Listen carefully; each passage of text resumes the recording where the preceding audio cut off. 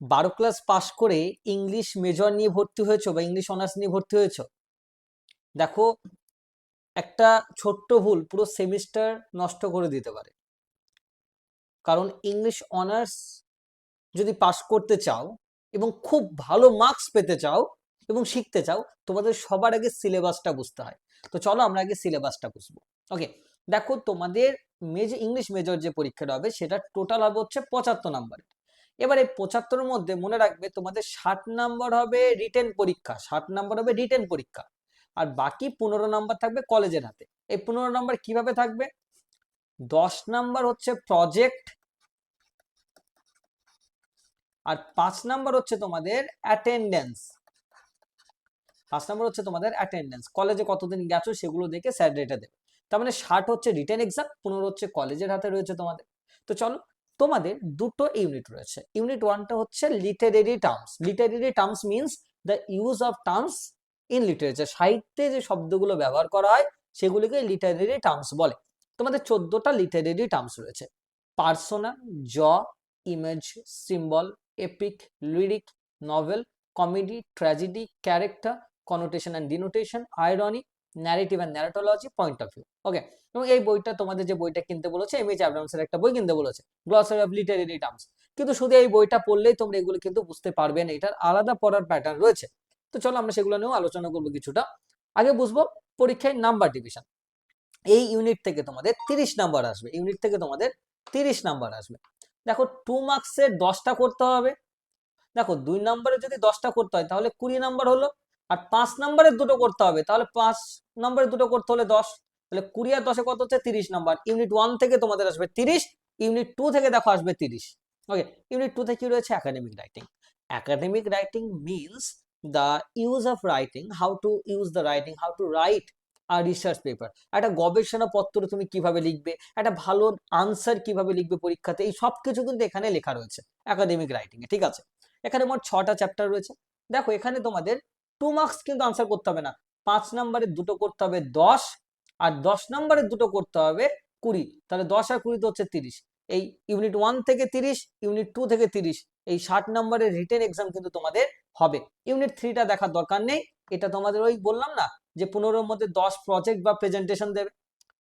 15 নম্বর তো কলেজের হাতে রয়েছে, 10 প্রজেক্টও দিতে পারে, প্রেজেন্টেশনও দিতে পারে। ওকে, এই হচ্ছে কথা। আর 5 নম্বরটা অ্যাটেন্ডেন্স থাকবে বলে দিলাম।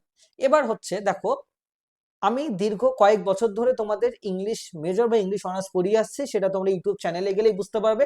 অনলাইন বা অফলাইন দুটো ব্যাচই কিন্তু রয়েছে, অনলাইন বা অফলাইন দুটো ব্যাচই কিন্তু রয়েছে।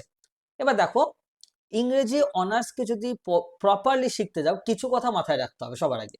আমরা ওই নোট ভিত্তিক পড়াশোনা করে কিন্তু খুব একটা দূরে তুমি আগাতে পারবে না। সবার আগে আমাদের কি জানতে হবে দেখে নাও। সবার আগে যেটা জানতে হবে সেটা হচ্ছে তোমাকে যে এর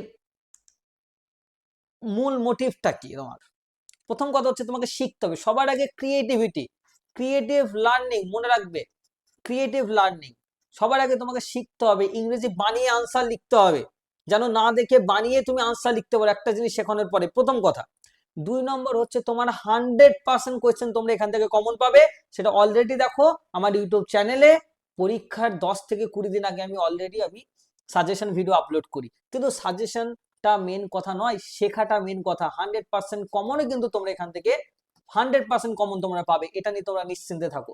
মিনিমাম 3 বার তোমাদের সিলেবাস শেষ করা হবে, অনলাইনে বা অফলাইনে, তোমরা যে ব্যাচে ভর্তি হও না কেন।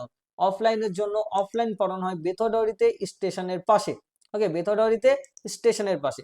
আর অনলাইনে যারা ভর্তি হতে যাচ্ছ তারাও মনে রাখবে যে মিনিমাম 3 বার তোমাদের সিলেবাস শেষ করে বারবার পরীক্ষা নিয়ে তবে তোমাদের পরীক্ষার হলে কিন্তু পাঠানো হবে। সুতরাং তোমরা চাইলেই তোমরা এখানে ভর্তি হতে পারো। আগে ক্লাসের কোয়ালিটি গুলো দেখো, ইউটিউবে বিভিন্ন ক্লাসেস দেওয়া রয়েছে।